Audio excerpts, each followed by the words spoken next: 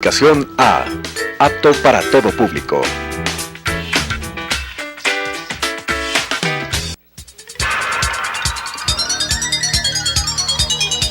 Las opiniones vertidas en este espacio por la producción y dirección del programa son de exclusiva responsabilidad de sus autores y de quienes intervienen en ellos.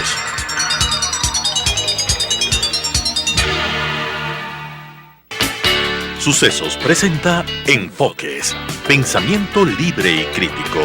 Día a día buscaremos diferentes visiones para la comprensión de la realidad del tercer milenio. Enfoques, un espacio que une noticia, análisis y opinión. Bienvenidos.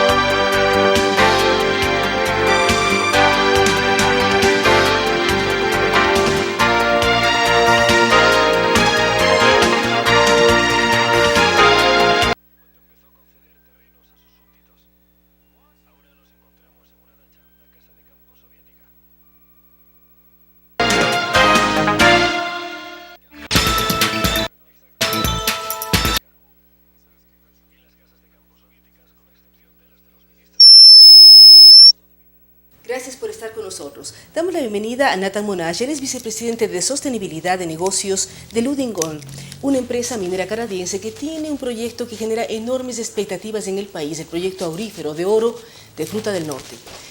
Antes de dar inicio a hablar sobre la responsabilidad social y todo lo que significa estos recursos tan importantes para el Ecuador y el mundo por la gran reserva de oro que está allá, cuéntenos por qué usted, siendo biólogo de formación inicial, acaba metido en minas. Bueno, porque la minería responsable sí va perfectamente bien con la biología, con la protección ambiental. Yo de formación soy biólogo, pero yo llevo toda mi carrera trabajando en la industria minera, pero siempre buscando proteger el ambiente y aquí desde hace 2 años y medio trabajando en Ecuador en este proyecto Fruta del Norte. Usted habla del proyecto Fruta del Norte y al ser biólogo, ¿qué particularidades ha encontrado en la Amazonía ecuatoriana? Porque esto no vale la pena resaltar, que está justo en la zona del sur, en la zona amazónica del país. Sí, nosotros sabemos dónde estamos operando, sabemos que es una zona de una biodiversidad muy importante a nivel mundial. Y por eso estamos trabajando en alianza con distintas entidades y universidades aquí en Ecuador, trabajando en cuidar el ambiente y eso se refleja en varias actividades que nosotros llevamos a cabo. Por ejemplo, justo hace un par de días tuvimos un evento aquí en Quito para presentar nuestra memoria de sostenibilidad y ahí presentamos junto a uno de nuestros socios, que es la Universidad Católica de Quito. Y ellos hablaron de trabajo que llevan a cabo en alianza con nosotros para rescatar distintas especies que encontramos, para proteger la flora y la fauna de la zona, para que esta mina se pueda desarrollar de forma responsable y para que después de los 15 años que tenemos de vida útil en este momento, podamos recuperar la zona y dejar el ambiente tal como lo hemos encontrado ahora. Es decir, no solamente es la relación actual, sino a futuro, cuando la mina se cierre, por decirlo así, sí, que quede exactamente igual que antes. Ustedes también, como área de responsabilidad social, suscriben los Objetivos de Desarrollo Sostenible del Milenio que están trabajados y presentados por Naciones Unidas. Sí. ¿Cómo manejan esto y cómo involucran a la comunidad de la zona de Fruta del Norte en todo lo que son los famosos ODS? Bueno, los ODS es un marco, ¿no? Es un marco de los objetivos internacionales aquí en Ecuador y también a nivel internacional. Como mencioné, nosotros llevamos 2 años y medio acá y muchas veces la gente me pregunta cuáles han sido nuestros objetivos cuando llegamos. Y yo siempre contesto que teníamos 2. Que el primer objetivo que teníamos era crear una base de confianza en las comunidades. Esa es una industria nueva, esa es una industria que no existe, la industria minera a gran escala no existe en el Ecuador. Así que es importante compartir qué será este proyecto, cuáles son los impactos que tendrá con la comunidad. Sí, siempre trabajando con transparencia. El segundo objetivo que teníamos cuando llegamos era escuchar. Porque una empresa minera puede llegar a una comunidad y suponer que sabe exactamente lo que hace falta, pero es mucho más importante escuchar cuáles son las preocupaciones, las inquietudes, las esperanzas de una comunidad con la llegada de esta industria nueva. Así que nosotros pasamos 6 meses escuchando a las comunidades. Y ahí identificamos junto con ellos 6 temas que son de prioridad. Y cada 6 semanas nosotros trabajamos lo que se llaman mesas temáticas.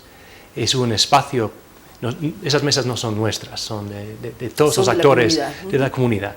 Y ahí participan miembros de la comunidad, el GAD parroquial, GAD municipal, representantes de ministerios, nosotros, ONGs. Es una gran variedad de actores, pero siempre enfocado en estos 6 temas en particular.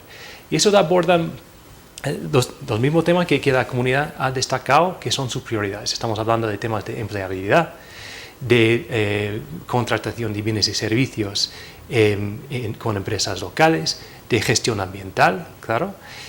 También temas de mantenimiento vial, temas de valores comunitarios y también la última mesa aborda temas de agricultura y la actividad económica que existe en este momento en la zona. Ustedes ya están 2 años y medio, no empieza todavía la explotación, por decir así. Cuando empiece la explotación, ¿qué cambios se pueden dar en la comunidad? ¿Cómo hacer lo que usted menciona? Bienes y servicios debe proveer la comunidad, desde el tema de catering, de alimentación, hasta transportes, limpieza, hay una serie de elementos.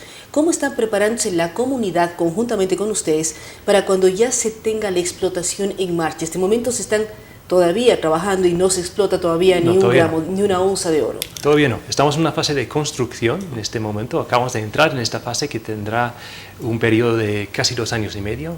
Prevemos ahora la primera onza de oro para el 4º trimestre de 2019. Así que existen oportunidades para las comunidades en esta primera fase de construcción y también a más largo plazo durante esos 15 años de vida útil.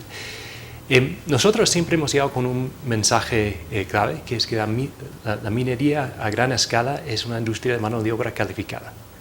Así que nuestro compromiso con la comunidad es trabajar con ellos para que se vayan preparando.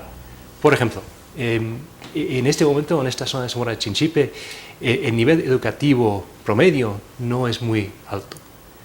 Y para nosotros, unos requisitos mínimos para entrar en un programa de capacitación para poder trabajar a futuro en la empresa es ser bachiller.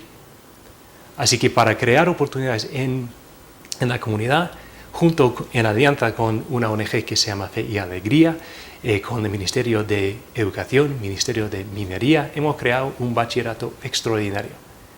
Ese es el único programa de ese tipo en el país que está abierto a adultos de todas las edades y les brinda una oportunidad de acabar con sus estudios. Y eso les abre puertas con nosotros y también les abre puertas con todas las otras oportunidades. Estamos trabajando con empresas locales, pero también nosotros sabemos que uno de los desafíos más importantes es crear trabajo. Y ninguna empresa, nosotros ni ninguna otra empresa, pueda satisfacer esa necesidad de trabajo por sí solo. Así que tenemos que trabajar para dinamizar la economía más en general. Ahí estamos trabajando con la UTPD, la Universidad Técnica Particular de Loja, por ejemplo, en un programa que se llama Nexo. Ese es un programa para ayudar a empresas locales a cumplir con todos los requisitos que tiene una empresa minera a gran escala para poder convertirse en proveedores. Queremos tener ese tipo de impacto. Cuando hablamos de una empresa minera a gran escala, ¿va a ser una minería de cielo abierto, lo que tenemos entendido? ¿O no, de túnel? Nuestra mina será bueno, hay que distinguir, eso es una diferencia importante. La mina Fruta del Norte será una mina subterránea. Subterránea, Y a eso- diferencia de otros proyectos mineros que están en la misma provincia por otras empresas. Efectivamente, Es un cielo y abierto. la diferencia, eso quiere decir que una mina subterránea tiene una huella, un impacto en la superficie mucho menor. En nuestro caso será alrededor de 300 hectáreas, el impacto total del proyecto en la superficie. En todos estos procesos, cuando uno piensa que hacia finales de 2019 van a conseguir la primera onza de oro, es una minera subterránea, ¿cómo o cuando tenga su ya producción lista, ya se haya hecho toda la construcción de la mina, cuántas personas van a estar trabajando de manera directa e indirecta en el proyecto Fruta del Norte? De manera directa, en esa fase de operaciones, prevemos unos 800 puestos de trabajo que se van a crear directamente en el proyecto Fruta del Norte. Ahora, siempre hay que tener en cuenta que un proyecto así, y sobre todo con el compromiso que tenemos con las comunidades locales, tiene un gran potencial de dinamizar la economía local. ¿Cuántos puestos adicionales uno podría esperar? Esa es una suposición económica que uno podría hacer, pero normalmente para cada puesto directo uno podría hablar de 5 puestos indirectos, debido a la actividad económica que la mina va a crear. Es decir, va a haber una enorme cantidad de personas que consigan trabajo a partir de la operación. Durante la construcción de la mina, ¿cuántas personas están trabajando? ¿Cuántas personas se involucran en el proceso de preparación y construcción de la mina? En estos 2 años y medio que tenemos delante de nosotros tendremos un pico, porque ese es un proceso paulatino, y tendremos un pico de empleo de 1.800 personas en el año 2019. En este momento, y siempre hay que tener en cuenta que hablamos de los puestos directos con Lundin Gold y después hablamos de los puestos de trabajo debido a la presencia de Fruta del Norte, porque también trabajamos con otras empresas contratistas que también emplean a personas locales. En este momento, la totalidad entre el proyecto, entre la empresa y los contratistas, estamos hablando de casi 900 puestos de trabajo en este momento. Y de esa cantidad, más de la mitad son de la provincia de Zamora Chinchipe. Es decir, ustedes se han convertido en un eje para generar trabajo dentro de la provincia. Si uno piensa en la parte ambiental, hay muchas preocupaciones cuando están en un lugar mega diverso, no del Ecuador, es del mundo. ¿Qué protecciones tienen durante el proceso de construcción de la mina? Usted señala que se va a alterar 300 hectáreas. Puede ser mucho, puede ser muy poco, pero ¿cómo cuidan para no generar problemas? Sobre todo en tema de fuentes de agua, que es el tema que todos miramos con preocupación frente a la Amazonía. De acuerdo. Bueno, ante todo, los principios fundamentales de la empresa es el cuidado del ambiente. Y eso lo vemos desde nuestro presidente y hasta todos los empleados de la empresa, todos tenemos claro que ese es uno de nuestros principios fundamentales. Eso lo refleja en nuestro trabajo cotidiano. En esta fase de construcción, en temas de biodiversidad, por ejemplo, el impacto es más pequeño. Para la fase de operaciones, tenemos una alianza con una ONG que se llama Conservación Internacional Ecuador. Es el capítulo de esa ONG aquí, pero es una ONG internacional. Ellos están trabajando con nosotros precisamente en un diseño de un programa para proteger la biodiversidad. Y como le mencioné, nuestro impacto en superficie de 300 hectáreas no es tan grande. Y claro que vamos a recuperar esa zona, pero la oportunidad es más grande que eso. Tenemos una oportunidad de abordar los impactos que la mera presencia humana en la zona de Zamora Chinchipe ha tenido en la biodiversidad. Así que nuestro programa que estamos diseñando en este momento y que está por implementar en estos próximos años aborda no únicamente nuestro impacto, sino una zona mucho más amplia de Zamora Chinchipe, de la parroquia de Los Encuentros y otras parroquias que están al lado. En cuanto a temas de agua, sabemos que hay preocupación por el agua a nivel mundial. En nuestro caso, la mina se diseñará para minimizar los impactos del agua, sobre el agua. ¿Cómo hacemos eso? Pues en Zamora Chinchipe hay mucha agua, ¿no? En otra parte del mundo el problema es escasez. Que no hay agua, aquí hay exceso de Aquí agua. Hemos visto los más últimos derrumbes en la Amazonía por temas de lluvia. Estamos mirándolo estos días. Exactamente, más de 3 metros de lluvia al año. Así que ahí el tema es evitar que el agua tenga contacto con la mina. Y eso podemos construir canales de desvío para que el agua que cae del cielo pues ya no tenga ningún contacto con la mina y después hace un poco así. Y después regresa a sus cauces naturales. Exactamente. Así que ahí minimizamos el contacto con el agua. Cuando sí tenemos contacto con el agua, tendremos una planta de tratamiento de agua en la mina y es nuestro compromiso cumplir claramente con la normativa ecuatoriana, con cualquier descarga de agua, pero más allá que eso también con marcos internacionales de la minería responsable en cuanto a la gestión de agua. Si uno va más allá de Fruta del Norte y piensa en Lundin Gold, ¿en cuántos países, continentes está presente? ¿Cuántos proyectos está llevando a cabo? Porque usted mismo decía, yo acabé biología e inmediatamente me involucré en el mundo minero. Sí. Lundin Gold forma parte de lo que se llama el Grupo Lundin, que son 12 empresas cotizadas en bolsas internacionales, pero cada empresa es independiente y se gestiona de forma separada de las otras empresas. No hay ninguna casa matriz. Así que Lundin Gold está al 100% enfocado en el Ecuador. No hay otras minas, no hay otros proyectos. El proyecto emblemático de Lundin Gold es Fruta del Norte y después tenemos otras concesiones en Zamora Chinchipe y un poco en Morona Santiago. Pero la empresa está al 100% enfocado en el desarrollo de esas concesiones. Al hablar específicamente ya de Fruta del Norte, ¿qué reservas se estiman que hay de oro? Porque cuando hace algunos años, 2007, 2008, se dio la noticia de la tercera reserva más grande del mundo, muchos ecuatorianos lo miramos y otros no nos dimos cuenta de lo que estaba pasando allí. No, Fruta del Norte efectivamente es uno de los proyectos de más alta ley más importantes a nivel mundial todavía no desarrollados. La reserva de Fruta del Norte es de aproximadamente 4.5 millones de onzas de oro. Eso nos da una vida útil de aproximadamente 15 años. Desde que se empieza la explotación. Sí, desde finales de 2019, 15 años de explotación. Sí, pero tenemos la esperanza de encontrar más oro en esta misma zona, en el mismo proyecto. Hay un dicho, ¿no?, que el mejor sitio para encontrar oro es donde uno ya ha encontrado oro.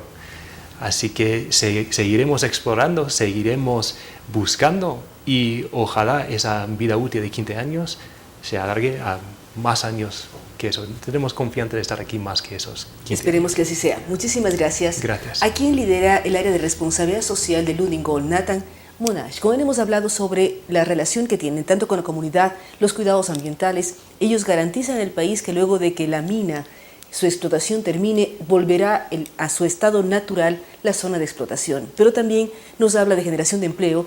Al momento, dice, cuando se llega a la época pico de la construcción de la mina, 1.500 personas estarán trabajando allí y resalta el hecho de que la gran mayoría son de la propia provincia de Zamora Chinchipe, pero también el hecho de capacitar. Ellos dicen se necesita personal capacitado para la mina, mínimo con un bachillerato, que hayan acabado la educación media. Por ello están trabajando con instituciones como Fe y Alegría para graduar a adultos y que logren ser parte de este proyecto tan importante para el país. Hablar de más de 4 millones de onzas de oro son cifras que realmente pueden cambiar el panorama en una serie de elementos en nuestro país. Gracias nuevamente a Nathan Monash. Gracias a ustedes que nos acompañan. Vamos a una pausa de la cual estaremos dialogando con la asambleísta Paola Vintimilla sobre los problemas de violencia de género, pero también sobre la violencia hacia el mundo del género en el tema político. Con estas ideas y opiniones, regresamos con Enfoques.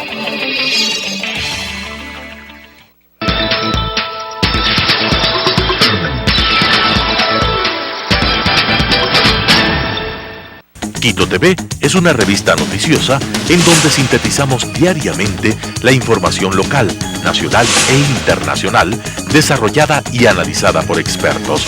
Quito TV, lunes a viernes, a las 7 horas, a las 12:30 horas, a la 1 de la madrugada.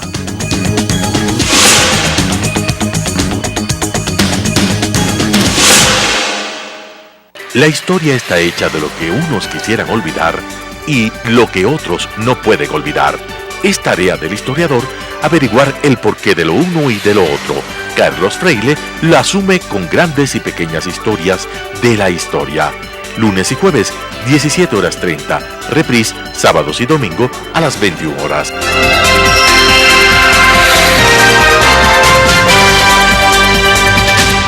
Realidad Nacional.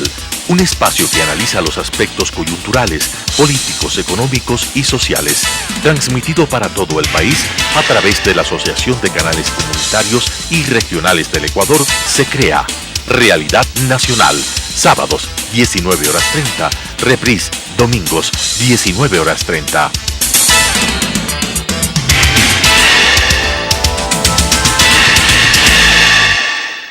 Conozca Taiwán es un programa de intercambio cultural que presenta las distintas facetas de la sociedad taiwanesa. Conozca Taiwán, jueves 17 horas, reprise sábados y domingos 19 horas.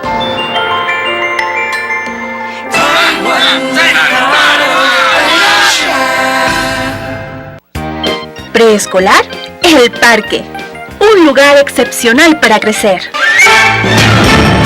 ¿Dónde iniciará la educación preescolar su hijo? Llegó la hora de decidir. Preescolar, El Parque.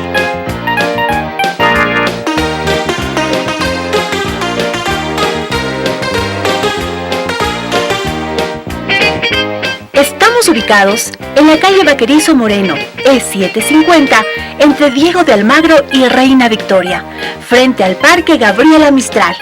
Admisiones 099 73 72 081.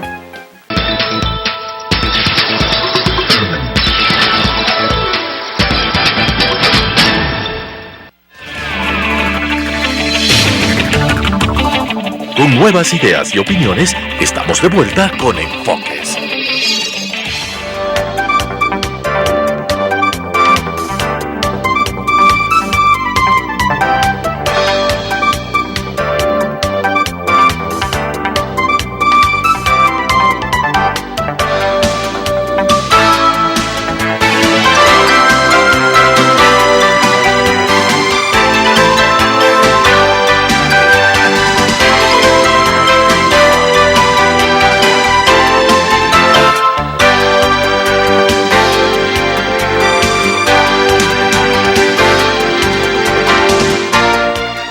Gracias por continuar con nosotros. Como lo habíamos anunciado, damos la bienvenida a la asambleísta Paola Vintimilla.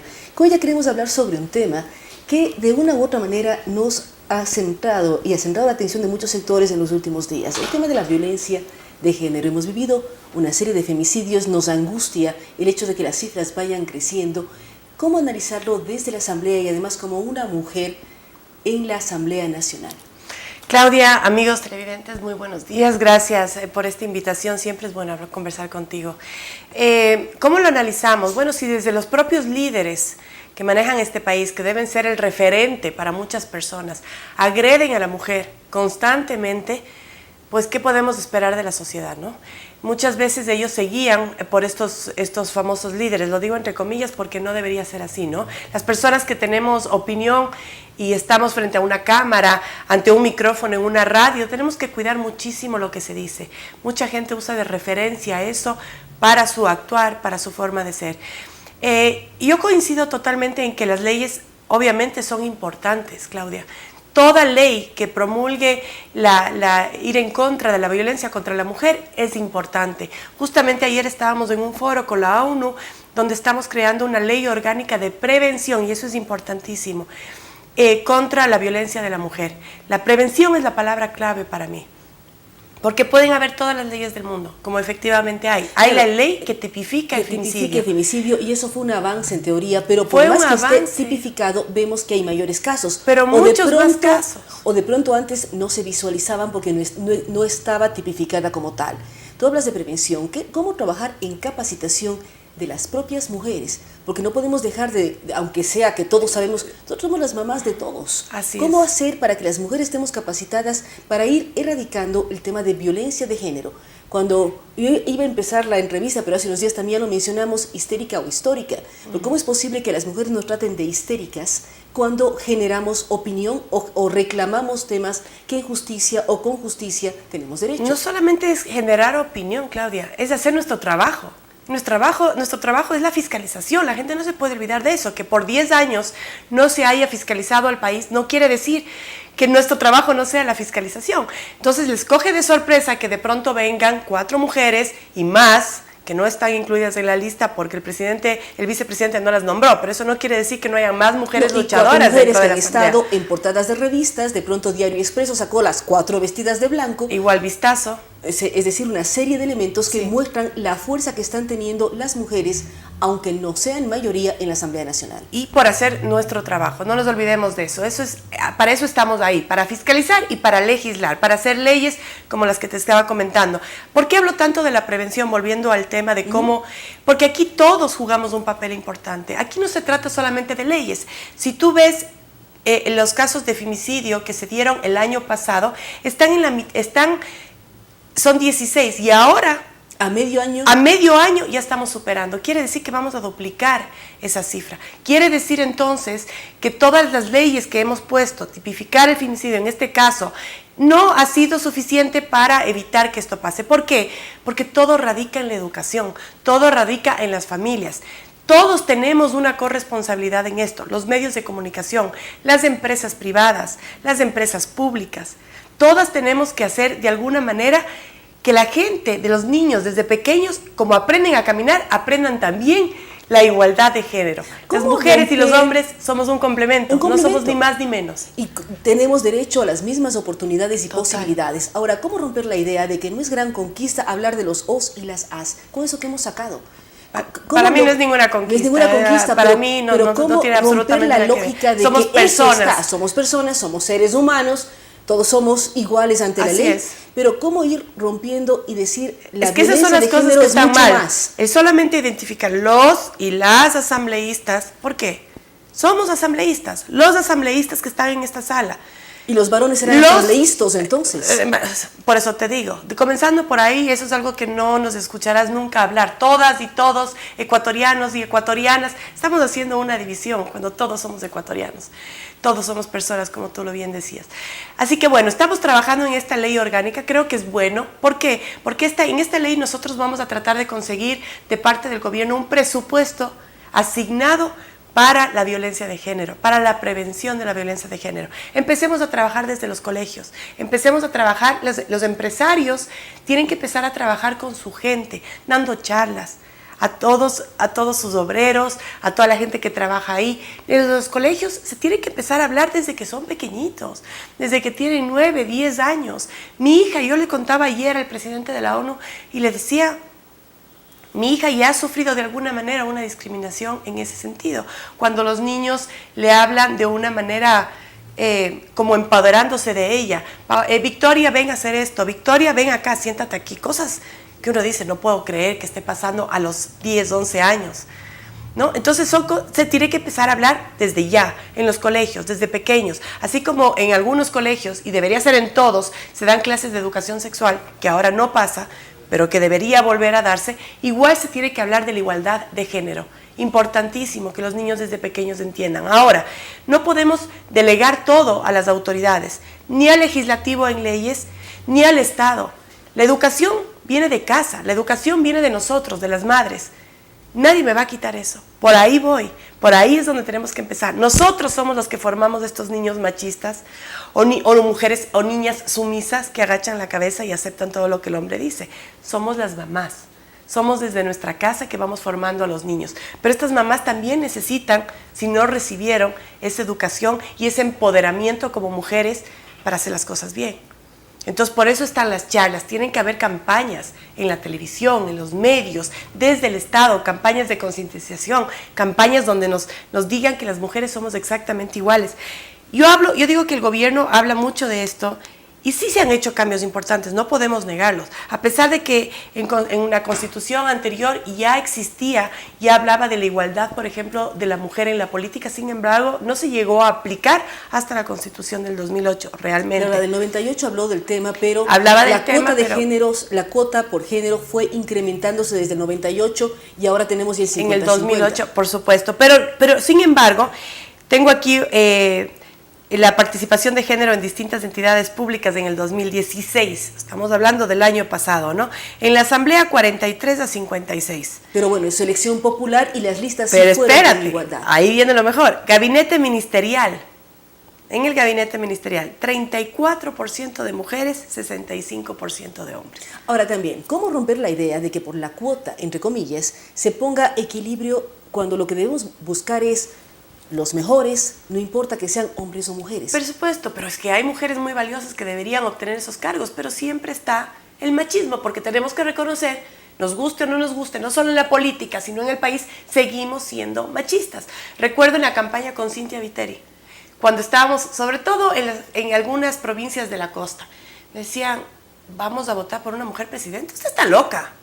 O sea, ¿por qué? Y me quedaba ahí, y ahí acababa mi recorrido, y me sentaba con estos hombres a conversar y que me expliquen cuáles eran sus argumentos para decir que una mujer no podía ser presidenta.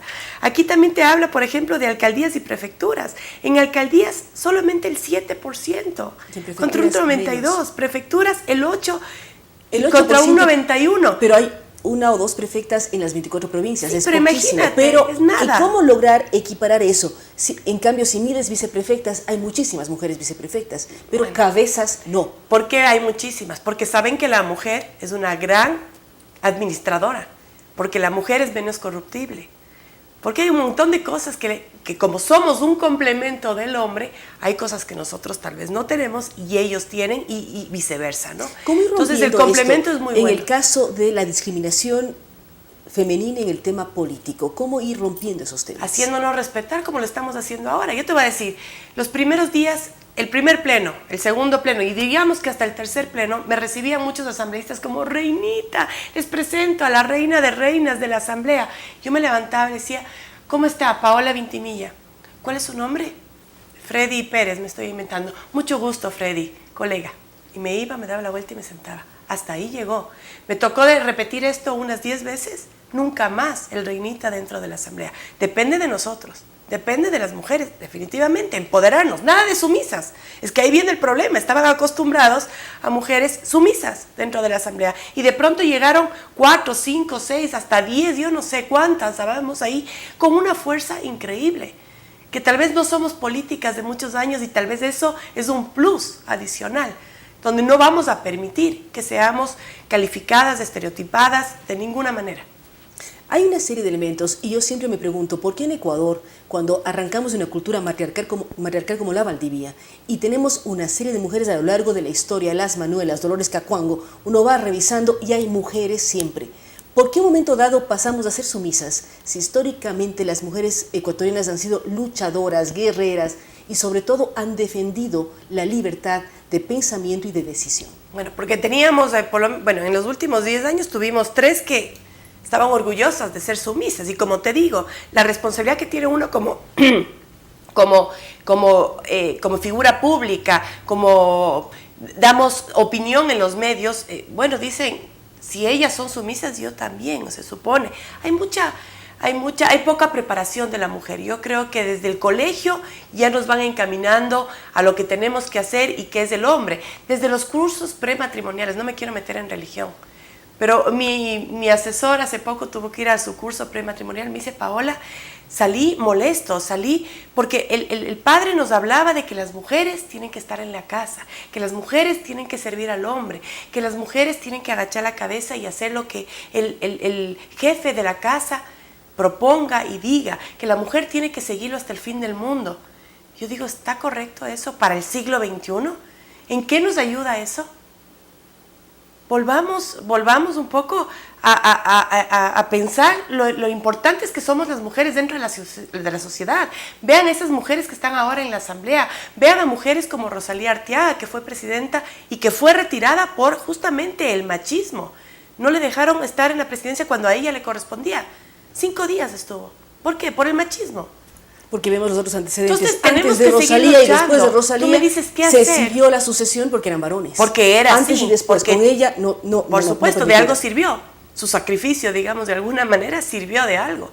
Pero es que tenemos que empoderarnos. Es que yo no te puedo decir que hay una ley o hay una fórmula perfecta para que esto deje de pasar. Es simplemente decisión de cada una de las mujeres que nos está viendo en la casa.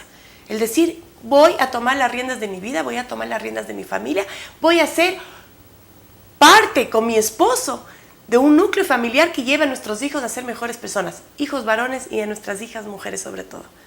Es decir, hay un trabajo largo que hacer, pero lo importante, como dice Paola Ventimilla, es comenzar, prevenir, empoderarnos como mujeres, seguramente con testimonio de mujeres que no les ha tocado fácil, pero están donde están porque quisieron llegar allá.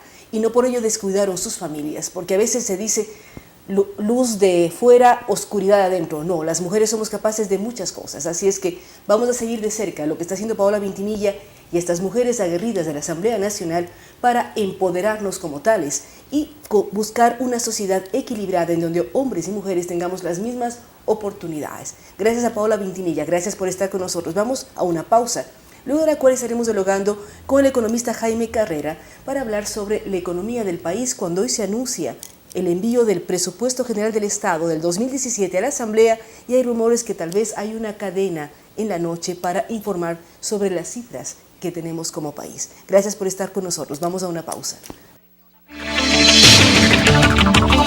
Con estas ideas y opiniones, regresamos con Enfoques.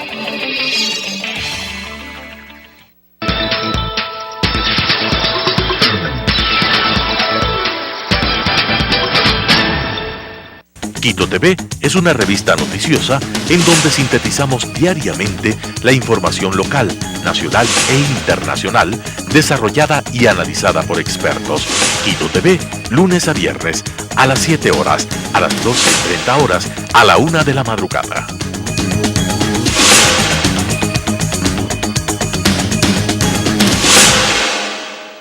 La historia está hecha de lo que unos quisieran olvidar y lo que otros no pueden olvidar.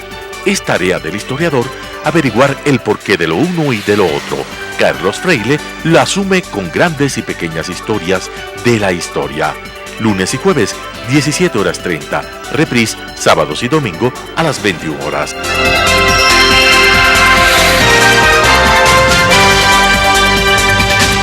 Realidad Nacional. Un espacio que analiza los aspectos coyunturales, políticos, económicos y sociales, transmitido para todo el país a través de la Asociación de Canales Comunitarios y Regionales del Ecuador, se crea Realidad Nacional, sábados 19:30, reprise, domingos 19:30.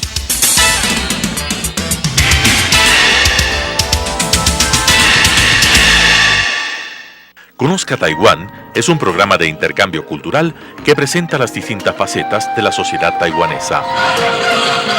Conozca Taiwán, jueves 17 horas, reprise, sábados y domingos 19 horas.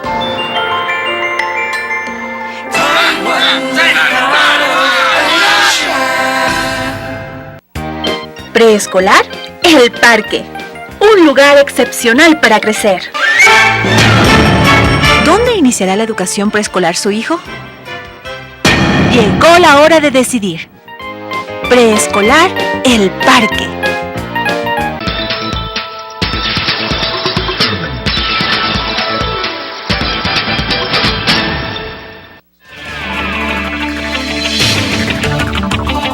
Con nuevas ideas y opiniones, estamos de vuelta con Enfoques.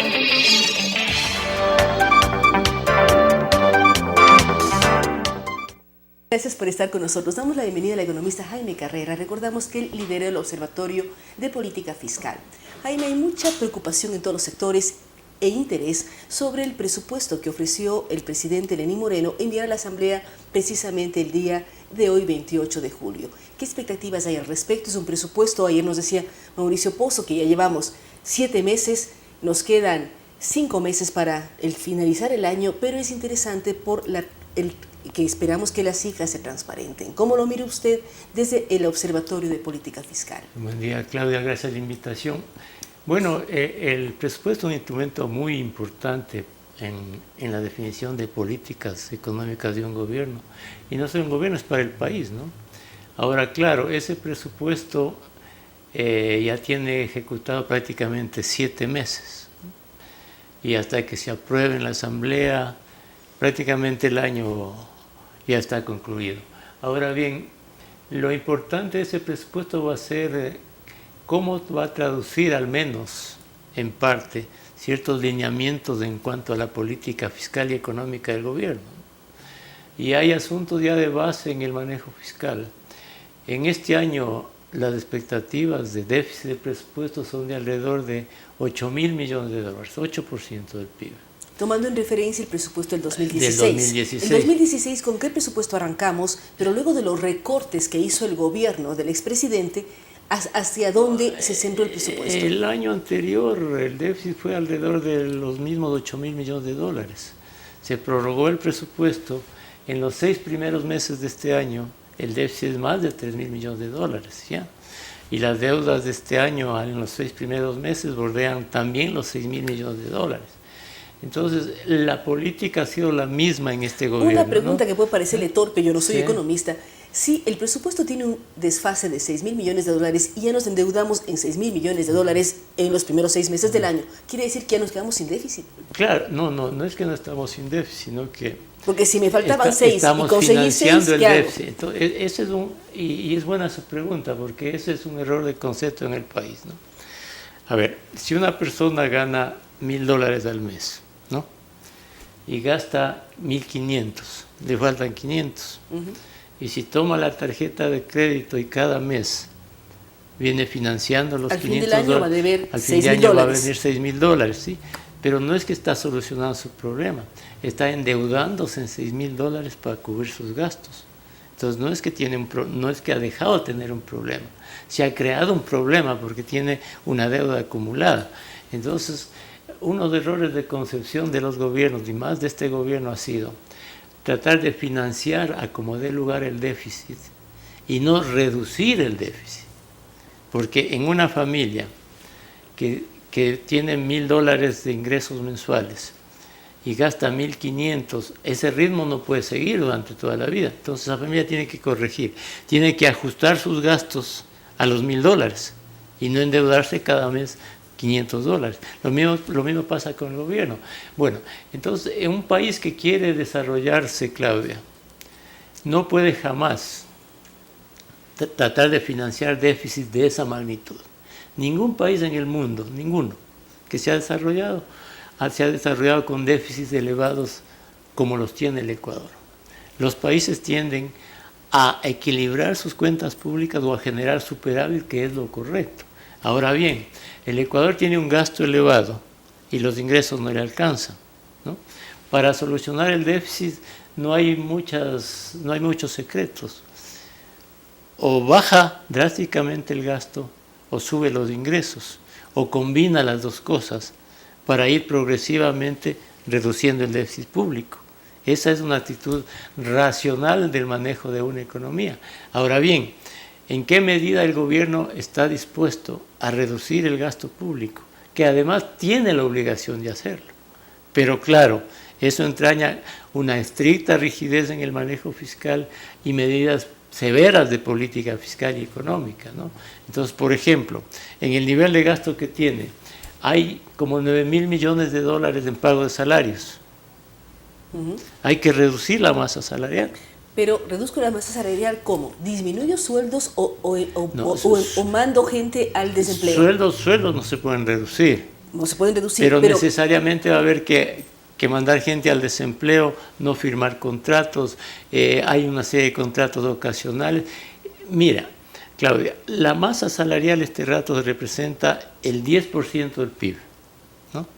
Y es equivalente casi exactamente a las recaudaciones del IVA y del impuesto a la renta, casi exactamente, ¿no? Entonces, el gobierno tiene que hacer un programa de reducir la masa salarial del 10% del PIB, al menos al 6-7% del PIB en 2021. Para eso tiene que haber un programa ordenado, un programa fiscal ordenado. Ese es un rubro en el tema del gasto. El otro rubro, una serie de transferencias y subsidios que hay en el presupuesto del Estado. Hay transferencias a las empresas públicas, por ejemplo. ¿Sabe usted, Claudia, cuántas personas trabajan este rato en las empresas públicas? 40.000 personas. ¿Y eso es parte de la masa salarial Y eso es inicial parte que de habló? la masa salarial. ¿O las empresas públicas tienen otro tipo de análisis? Las empresas públicas están aparte de esa masa salarial que acabo de indicar, porque las empresas públicas funcionan de manera independiente. Llámese CNT, llame todas esas empresas. Esas EP. A la mayoría de esas empresas del presupuesto del Estado hay que transferirles fondos. Pero, por ejemplo, ¿no? CNT, la Corporación Nacional de Telecomunicaciones, ¿no es lo suficientemente rentable para que logre pagar sus sueldos directamente y además dejen un rédito para el Estado? Algunas sí y algunas no. Pero son empresas que están sobredimensionadas en el país. Mire, hay empresas en las que el promedio mensual de sueldos, ¿no? El promedio mensual de sueldos es de casi $3,000. Hay una empresa que tiene como $7,000 el promedio mensual de sueldos en un país como el Ecuador. Entonces, ese es otro rubro. Empresas públicas, subsidios, hay subsidios a los combustibles, el pago de intereses de la deuda pública. En este año, los intereses de la deuda pública van a ser de alrededor de $2.400 millones. ¿Sabe cuánto se destina a salud? 2.200 millones. ¿La deuda pública involucra toda la deuda? ¿O qué nomás involucra la deuda pública de la cual usted dice se va a pagar este año 2.400 millones de dólares? Hay la deuda interna y la deuda externa. La deuda interna absorbe una buena cantidad de interés. La mayoría de deuda interna es con el Seguro Social, ¿no? También hay deuda con el Banco Central y con otros tenedores. El mayor incremento de la deuda, del interés de la deuda externa es el pago de los bonos de estos famosos que se han colocado, 9.250 millones de dólares de intereses, cerca del 11% en algunos casos. ¿Sabe cuánto se va a pagar en este año por intereses solo de esos bonos? 800 millones de dólares. ¿Y sabe cuánto se paga en este año para el bono ese de desarrollo humano de la gente pobre? 650 millones de dólares. Si pagamos mucho más en interés que lo que estamos de bono de desarrollo humano, a los pobres, que también es un subsidio. Que también es un Ahora, subsidio, ¿no? Jaime, ¿cómo saber efectivamente cuáles son las cifras correctas? Usted acaba de mencionar al IES y ayer escuchamos las declaraciones del señor Richard Espinosa que dice que el Estado le debe a IES más de 3.600 millones de dólares, pero en septiembre ya no le debía. Entonces, ¿cómo saber qué mismo pasa? ¿Cuáles son las deudas? ¿Cuáles son los montos interna y externamente? Bueno, el gobierno tiene la obligación de ser transparente con las cuentas públicas, porque además los gobiernos tienen que entender que ellos administran la plata de la sociedad, son administradores del dinero de la sociedad. Los recursos que administra el gobierno no son de los que temporalmente gobiernan un país. Entonces tienen la obligación de decirle al país las cuentas claras.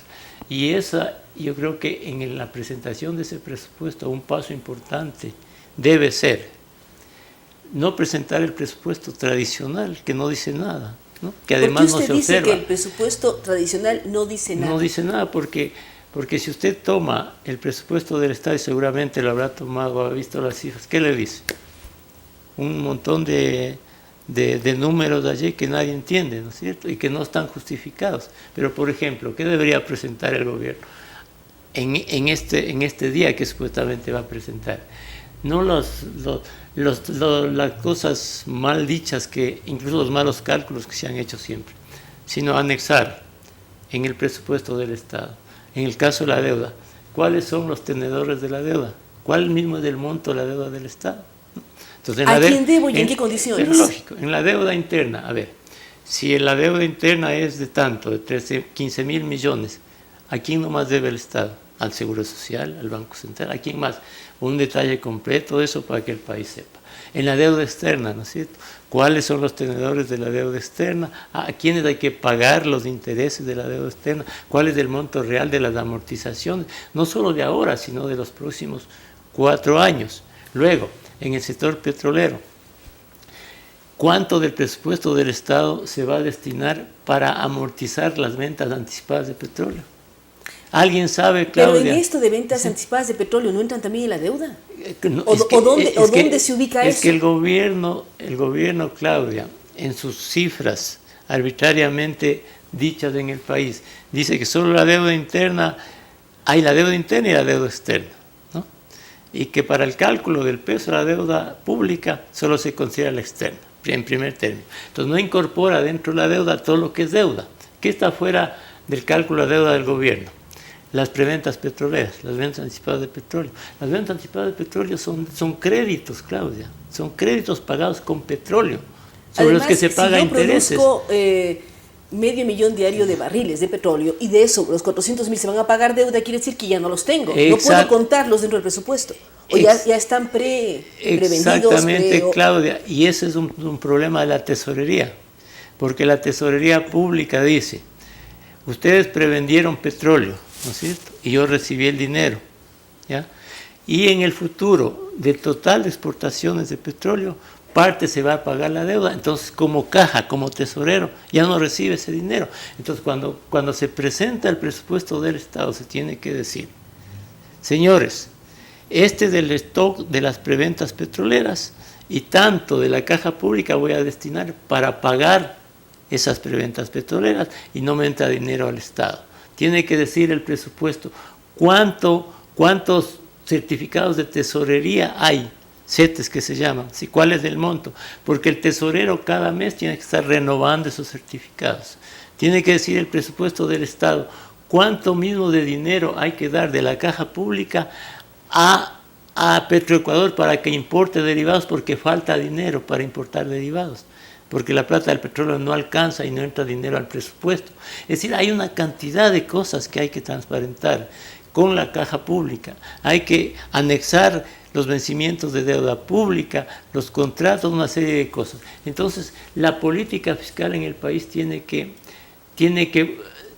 hacer que vuelva a nacer una buena política fiscal. Una buena política fiscal que sea transparente, que se esclarezcan las cifras. Y en base a, si esto se da, Jaime, ¿cómo lograr renegociar deuda? ¿Cómo lograr buscar otras posibilidades para la deuda externa ecuatoriana que, como usted señala, los famosos bonos o los famosos certificados se ubicaron y se logró conseguir recursos para el país, pero con tasas tan altas que bordean el 11%? ¿Cómo renegocio eso? A ver, Claudia, uno de los errores que comete el gobierno, y he escuchado algo de eso también, es el Ecuador jamás debe mencionar renegociar la deuda o reestructurar la deuda. El Ecuador tiene una larga historia de no pagos de deuda que han hecho perjuicios inmensos al país, porque un país que no paga deuda es un país mal visto en los mercados internacionales. No es confiable. Entonces, el Ecuador lo que tiene que hacer es presentar un programa económico serio, creíble, confiable, que recupere la solvencia fiscal y el superávit fiscal en el mediano plazo con una economía que crezca. El momento en que los agentes económicos perciben que hay seriedad en el manejo económico del país, el riesgo país va a reducirse. ¿Qué es el riesgo país? El riesgo país es refleja el nivel de interés, de tasa de interés adicional que el Ecuador debe pagar para poder colocar deuda, interés adicional sobre los bonos del Tesoro americano. Por eso es que como el riesgo país del Ecuador está cerca del 7%, ha colocado deuda al 9, al 10, al 11%. El momento en que el riesgo país baja al 2 o 3%, entonces si el Ecuador tiene una deuda a 10 años, al 10%, ¿verdad? Y baja el riesgo país al 2%, el Ecuador podría salir al mercado, ¿no? Y colocar deuda a 20 años al 4%, toma ese valor de la deuda y compra la deuda cara y se queda con la deuda barata. Esa es una acción de mercado que no significa reestructurar deuda, sino reperfilar deuda. Es cambiar. Mire usted Chile acaba, Claudia, Chile acaba este rato, en el mes de julio, el 17 de julio, acaba de colocar bonos, alrededor de $1.500 millones, a 20 años plazo, al 3,8% de interés. ¿Sabe cuál es el riesgo país de Chile? Menos de 2 puntos, menos de 200%, ¿no? Pero además ese es un factor importantísimo. ¿Por qué? Porque cuando un país baja el riesgo, ¿no? Y usted es empresaria y quiere para su empresa contratar un préstamo en el exterior para sus actividades, ¿cuál es el referente del crédito de esos préstamos? El costo. El riesgo país, porque soy ecuatoriana y la empresa por está en Ecuador. Sentido común.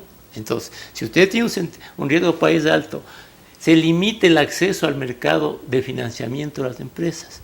Y si las empresas no se financian y no invierten más, el país no crece. El país no crece. Y si no crece, no hay empleo. Volvemos al mismo ciclo. Entonces, por eso es que los países, Claudia, la generalidad de América Latina, han bajado el riesgo país y han alcanzado lo que se llama grado de inversión. Porque un país con bajo riesgo es atractivo para la inversión. Y al topar este punto, entonces, lo que se debe esperar en este momento del gobierno, inevitablemente, Claudia, es un programa económico coherente, porque el tema fiscal es uno de los problemas del país. Entonces, el Ecuador tiene que reducir el déficit notablemente y generar superávit en el mediano plazo, pero eso no es suficiente. Tiene que haber paralelamente un programa económico que haga crecer la economía, que deje de depender de la inversión pública para crecer, sino que sea la inversión privada el motor del desarrollo. Entonces, hay que subir la inversión del 10-11% del PIB, al menos al 20% del PIB la inversión privada.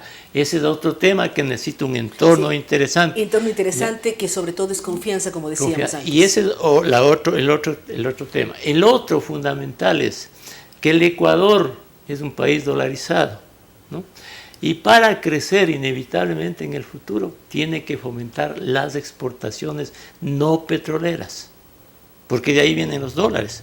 Entonces, paralelamente, en un programa económico, arreglamos el tema fiscal en armonía con el crecimiento en función de la inversión privada y con la inserción en mercados para diversificar las exportaciones, porque sin exportaciones el Ecuador no va a tener dólares.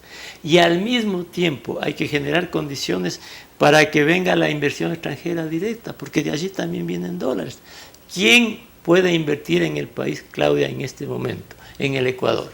Si compara en el contexto de naciones del mundo, ¿en dónde es más atractivo invertir? Perú, cuentas públicas bien manejadas, casi con superávit, deuda pública a la baja, ¿sí? Una economía que está creciendo, estabilidad económica, estabilidad jurídica, un Estado de Derecho que funciona, ¿no es cierto? Colombia, algo parecido, Uruguay por allá. Entonces el inversionista dice, a ver, ¿qué me ofrece el Ecuador? Si me ofrece mejores condiciones, yo invierto acá. Yo invierto acá. Entonces, sí, ¿no? Lo importante hoy es una fecha clave, una fecha de quiebre que puede generar mayor confianza en el país. Queremos agradecer al economista Jaime Carrera. Recordamos que lidera el Observatorio de Políticas Fiscales. Él es muy claro al hablar de la importancia de transparentar información. Hoy se presentará el presupuesto general del Estado. No sabemos si va a haber cadena nacional o no. Hay rumores en las redes sociales que va a darse una a las 8 de la noche. Pero él dice, debe estar muy claramente señalado en el presupuesto los saldos de las deudas, cuánto debemos, a quién debemos, cómo debemos, tanto en deuda interna como externa, qué ocurre con las preventas petroleras, cuál es la situación efectiva y real de la economía del país. Un paso es la transparencia y otro paso es la confianza. Generar confianza, y él dice, no hablar de una renegociación de deuda, porque Ecuador históricamente no ha sido tan cumplido en sus pagos, pero sí buscar reperfilarla, conseguir deuda menos cara, más barata y canjearla con la deuda más cara. Una serie de elementos que tiene que tener el gobierno en sus manos para analizar y poder proyectarnos con mayor credibilidad, confianza, seguridad que garantice la posibilidad de inversiones en nuestro territorio nacional. Gracias nuevamente al economista Jaime Carrera. Gracias a ustedes que nos han acompañado. Les recordamos que hoy hemos hablado de temas de asamblea con Paola Vintimilla, también temas mineros con el representante de la empresa Lundin Gold, pero también de temas de arquitectura y todo aquello que tiene que ver con las encuestas. Una jornada interesante esperamos para todos ustedes. Gracias por estar con nosotros en estas semanas. Les esperamos el día lunes y les recordamos que este programa llega con el apoyo de Agua de Quito y Quito Alcaldía. Vamos a una pausa y estará con ustedes el Ministerio del Interior.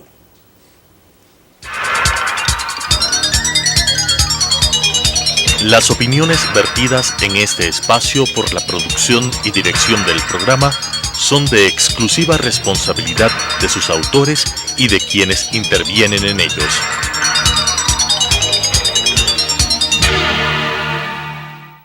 Sucesos presentó Enfoques. Pensamiento libre y crítico.